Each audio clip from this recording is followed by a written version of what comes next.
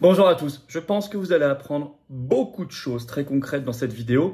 À quelques heures de la présentation de la réforme des retraites par Elisabeth Borne, on va reprendre tous les mensonges, un par un, très importants, et les trahisons. Et on va rectifier, et vous allez voir, ça vaut le coup. Ah oui, ça donne des armes et des arguments pour se battre, bien évidemment. Et je vous explique tout cela dans un instant, surtout qu'on a eu une espèce de festival de mensonges et de trahisons encore ce week-end, dans ces derniers jours et ces dernières heures. On va revenir sur tout ça et voir ce qu'il faut faire, bien évidemment. Justement, les retraites, ce sera un des mots d'ordre de cette grande manif nationale, un cortège de la résistance ce samedi 14 janvier, rendez-vous à 14h, place des Victoires à Paris. Pour la première fois, une grande manif nationale placée sous le signe de Macron destitution. On vient avec des drapeaux français. Macron destitution. On parlera de cela. On parlera bien sûr des faillites avec l'inflation, notamment énergétique. On parlera de la guerre. On parlera des suspendus et de ces sujets qui méritent Macron destitution. On ira aussi bien sûr sur la sortie de l'OTAN pour la paix et le Frexit, parce que nous on va à la racine des choses. Il faut être extraordinairement nombreux. Il faut être unis. Il faut être dans le rassemblement et la résistance. Je vous attends, organiser du covoiturage un peu partout en France, contactez vos référents départementaux. Je sais que des gens vont venir aussi de Belgique et de Luxembourg et de Suisse. Eh bien écoutez, vous êtes les bienvenus largement. Voilà, abonnez-vous d'ici là à la chaîne. Petit bouton s'abonner en dessous, cliquez dessus, c'est gratuit, c'est instantané. Et plus vous êtes abonné, je vous le rappelle, plus YouTube va rendre visible cette vidéo pour des internautes qui découvrent notre chaîne. Et donc tout ce travail, et donc on va transformer possiblement en résistant. Je compte sur vous. Grand merci à ceux qui se sont abonnés à la chaîne récemment et à ceux qui vont le faire dans les secondes qui viennent. Voilà, en ce début de semaine, venez aux Patriotes ou reprenez votre adhésion annuelle. Et cette carte orange d'espérance. Le système déteste qu'on se mobilise. Il nous veut seuls à la maison, qu'on ne fasse rien et qu'on se lamente en disant il n'y a rien à faire. Mais si, il y a à faire. Quand on se bat ensemble et quand on rencontre des gens qui pensent comme soi, près de chez soi. C'est exactement ce que proposent les Patriotes en devenant adhérents ou en reprenant votre adhésion annuelle. C'est la plus d'un an. Vous soyez en métropole, outre-mer ou à l'étranger, on est présent partout et on se bat pour nous et on se bat pour nos enfants et on se bat pour nos petits-enfants et on se bat pour notre humanité et notre belle France éternelle. Libre. C'est quand même pas rien tout cela. Le lien pour adhérer ou reprendre votre adhésion annuelle, c'est le premier lien sous la vidéo. Il se trouve en description. C'est également un lien que j'ai mis en commentaire épinglé dans les dernières secondes de la vidéo en cliquant sur votre écran. Sous la vidéo en description, le deuxième lien est pour faire un don de soutien aux patriotes, vital pour mener nos actions. Parce que sinon, notamment le 14 janvier, pour les financer, parce qu'on n'a pas eu un centime de financement public, pas un centime des banques. Mouvement anti-oligarchique de résistance populaire et de liberté et d'indépendance. Bravo aux donateurs, c'est défiscalisé aux 2/3 les dons. Aux 2/3 pour vous, comme l'adhésion et la réadhésion. Les dons supérieurs à 500 €, on ajoute des avantages, c'est expliqué sur le site des Patriotes, mais dans tous les cas, ce sera utile, bien utilisé et défiscalisé. Bravo aux réadhérents et aux donateurs, bienvenue aux nouveaux adhérents Patriotes. Allez, réforme des retraites, on va démonter ici. On va passer au Karcher tous les mensonges et toutes les trahisons. Cette réforme est présentée le 10 janvier par le Premier ministre Elisabeth Borne pour une adoption du gouvernement fin mars. Bon. D'abord, ils inversent les accusations. Où sont les opportunistes? Pourquoi je vous dis ça? Parce que le ministre du Travail, qui est très impliqué dans cette réforme, Olivier Dussopt, on le sait, dit dans le Parisien, c'est repris par une dépêche de l'AFP ce 5 janvier 2023, déclare ceci. Les Français comprennent parfaitement ce qu'on doit faire. Et il appelle les opposants à cette réforme, je cite, à ne pas prendre les gens pour des imbéciles. Alors, monsieur le ministre Dussopt, on va regarder qui prend les gens pour des imbéciles en regardant ce que vous disiez par le passé. Par exemple, en 2007, vous étiez alors au Parti Socialiste, monsieur le ministre du Travail, et vous étiez contre la réforme de la retraite qui passait à 62 ans, âge légal.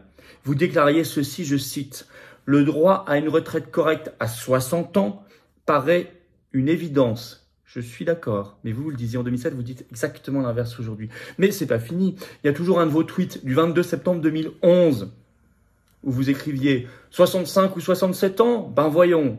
Vous étiez contre ce que vous défendez aujourd'hui. Mais encore un tweet plus récent, du 29 janvier 2017. Vous écriviez « Hausse de la TVA, suppression de 500 000 fonctionnaires et retraite à 65 ans. Fillon confirme 3 petits points malgré tout. » Donc vous étiez contre ce que vous défendez aujourd'hui. Et en plus, vous avez le culot de dire que les opposants prennent les gens pour des imbéciles. C'est vous qui prenez les gens pour des imbéciles avec ces retournements de veste opportunistes, électoralistes, permanents. Deuxièmement, la réforme n'est pas donc exigée par l'Union européenne? C'est ce que nous chante le gouvernement un peu partout. Non, ça n'a rien à voir. Ah bon, mais c'est démontré. Et d'ailleurs, à l'époque, il était secrétaire d'État aux Affaires européennes. Clément Beaune l'avait avoué dans une interview qui est toujours en ligne, que je vous invite à aller voir. Je vais vous la citer. Ouest France, 2 septembre 2020, quelques semaines après l'annonce du plan de relance Covid européen. C'était en juillet 2020. Là, on est le 2 septembre 2020. Je cite la question du journaliste et la réponse de Clément Beaune. Quelle réforme la France s'engage-t-elle à faire, sous-entendu, contre ce plan? Clément Beaune, alors secrétaire d'État aux Affaires européennes, répond « Notre agenda sera présenté dans les prochaines semaines. Mais le Premier ministre les a annoncés au Parlement en juillet. La réforme des retraites, des réformes dans le secteur du logement par exemple. Chaque pays, ajoute-t-il, va présenter en face de son plan de relance les investissements et les réformes économiques adaptés à sa situation. » C'est clair, c'est dit. Mais le corps Conseil d'orientation des retraites l'écrit aussi explicitement dans son fameux rapport annuel qui est sorti en septembre 2022, on y reviendra. Il écrit ceci: l'évolution des dépenses de retraite n'est pas compatible avec les objectifs du programme de stabilité. Et même il met un graphe en dessous en rappelant que les objectifs du PSTAB, c'est-à-dire le programme de stabilité 2022, c'est qu'on est en 2027 une dépense publique, je cite, plus 0,6% par an en réel. Qu'est-ce que ce programme de stabilité?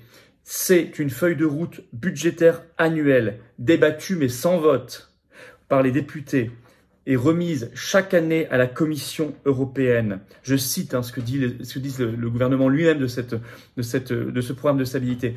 Elle dresse, cette feuille de route, une évaluation, puis ensuite la Commission dresse une évaluation, puis transmet ses recommandations adoptées par le Conseil de l'Union européenne. Donc le corps écrit lui-même, actuellement, si on ne fait pas la réforme de la retraite à 64 ou 65 ans, je ne sais pas, on n'est pas conforme avec le programme de stabilité qui a été remis et évalué par la Commission européenne. Donc c'est bien une exigence de l'Union européenne. Et d'ailleurs, comme par hasard, en ce moment même, vous avez à peu près les mêmes réformes dans plein de pays de l'Union européenne. Le même agenda. Allemagne, réforme de la retraite à 67 ans pour 2029. Espagne, 67 ans en 2027. Danemark, 69 ans en 2035. Italie, 69 ans et 9 mois à l'horizon 2050. Tous ces pays de l'Union européenne. Troisième mensonge, les bidouillages du corps, Conseil d'orientation des retraites. Ça a été démontré. Je vous prends un article qui résume cela de Libération du 3 octobre dernier. Le titre, retraite, 2 points. Les projections de déficit ont-elles été artificiellement exagérées? Projections de déficit ont-elles été artificiellement exagérées?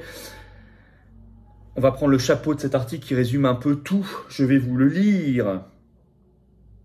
Dans son rapport de septembre, le Conseil d'orientation des retraites, le COR donc, a été contraint de baisser sa prévision de croissance à moyen terme afin de faire coïncider ses prévisions avec celles du gouvernement. Un artefact qui n'est pas sans conséquence sur les projections de déficit. Et en effet, ils vont se fonder sur les analyses d'un économiste qui s'appelle Michael Zemmour, qui n'a rien à voir avec Éric Zemmour, et sur le site de Alternative économique, et qui lui parle, je cite, d'hypothèses économiques fantaisistes.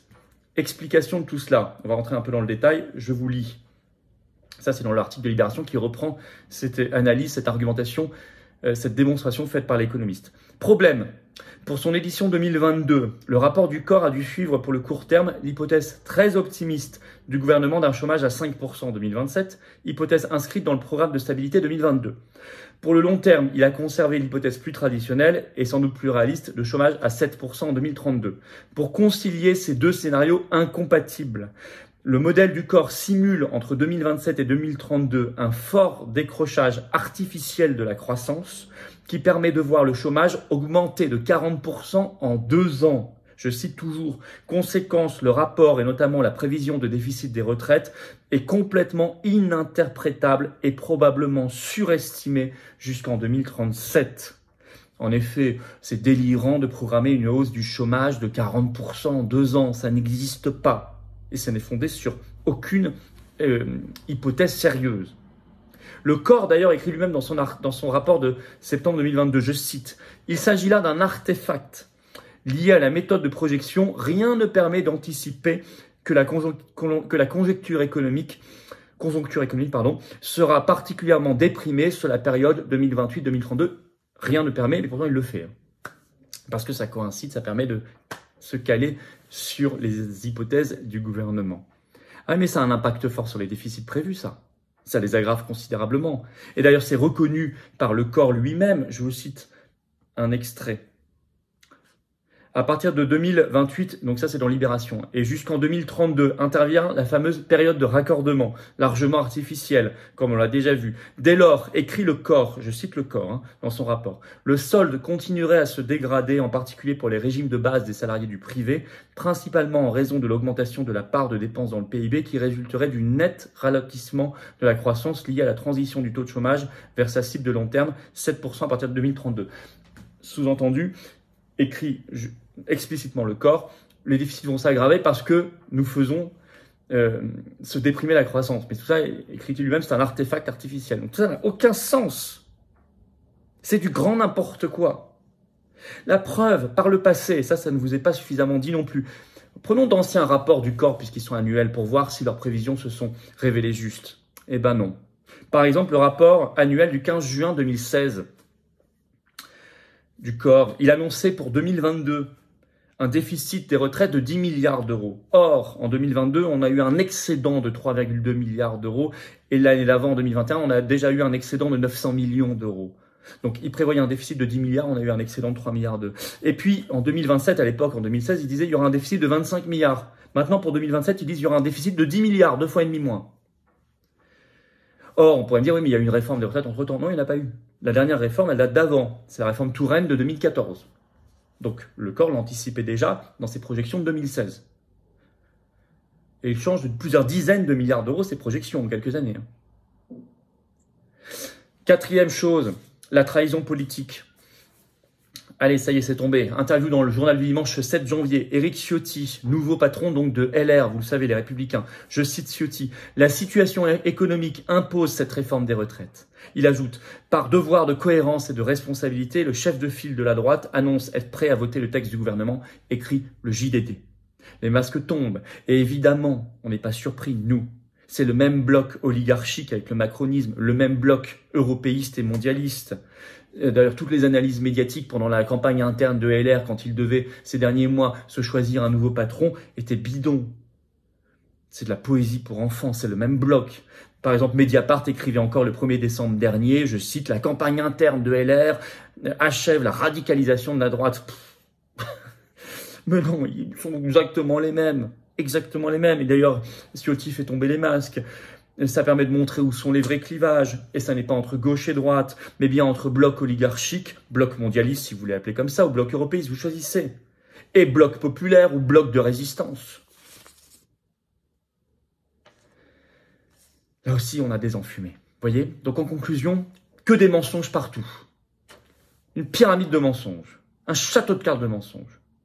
Ici, on les démonte tous. On les a tous démontés. C'est pour ça que je compte sur vous pour faire circuler cette vidéo. C'est très important ce qu'on fait dans cette vidéo. Il y a des mensonges sur le fond de la réforme et des mensonges politiques. Aussi bien Ciotti que Dussopt. Je vous en ai parlé en début de vidéo. 2, on voit quand même la nécessité absolue d'un Frexit pour pouvoir faire une bonne réforme. Et arrêter notamment de mettre un âge légal au-dessus de l'espérance de vie en bonne santé des hommes et des femmes, qui est de 62 ans et quelques pour les hommes et 64 ans et quelques pour les femmes. On peut parfaitement mettre la retraite à 60 ans, âge légal, parfaitement, en assumant que la nation prenne en charge cela, et de toute façon, ce sera équilibré très vite. Bien sûr, par contre, il faut travailler sur les taux d'activité et sur le chômage, et sur la réindustrialisation de la France. Ben ça créera vraiment des recettes. Et ça, c'est le long terme. Et ça, c'est l'espoir pour nos jeunes et leur avenir. 3, révolution de la vérité dans le débat. Cette vidéo doit y contribuer grâce à vous si elle est partagée. C'est indispensable. Mettez-la en lien sur vos réseaux sociaux, diffusez-la dans vos canaux Telegram partout et abonnez-vous s'il vous plaît à cette chaîne YouTube en cliquant en dessous sur le bouton s'abonner. Ce sera gratuit, c'est instantané. Et profitez-en pour appuyer sur la petite cloche à côté. Vous recevrez les notifications ainsi des futures vidéos et des futurs directs automatiquement sur cette chaîne. Je compte sur vous. Plus vous serez abonné, plus la vidéo circulera. Et plus on ira vers les 500 000 abonnés ensemble très vite et on fera un événement pour le fêter ensemble grandiose. Voilà, je vous attends samedi 14 janvier justement. Macron destitution. Très fort, nos drapeaux français, rendez-vous 14h Paris, place des Victoires pour le cortège national. Beaucoup de figures de la résistance viendront parler. Je vous attends également aux patriotes. Je veux que vous veniez, je veux me battre à vos côtés, je veux que vous battiez à mes côtés avec nos troupes d'adhérents, de militants, de référents, d'équipes merveilleuses, formidables, des hommes et des femmes engagés. Vous les côtoierez, vous serez mis en relation avec eux près de chez vous.